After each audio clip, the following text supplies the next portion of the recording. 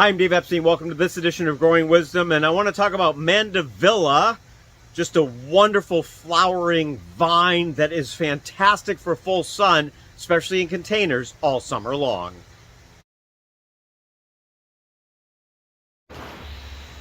One of the new Mandevilla for 2025 is this blue foria, and these are small. They're going to be growing out here over the next month or so. They're not frost hardy, so you see them in the greenhouse at this point, but this is a really neat one, really different than sort of the traditional pink or even yellow that you might see. So blue foria, look for that in your local garden centers, or just have somebody bring it to you. Mandevilla come in a lot of different colors, so obviously there's white, and you've got that yellow throat there.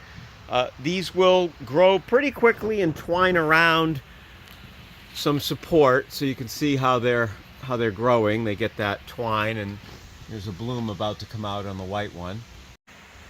Sunbeam is a really nice Mandevilla. That wonderful buttery yellow color would really pop. Remember, these need full sun, adequate moisture, and I think they benefit from feeding as well throughout the season.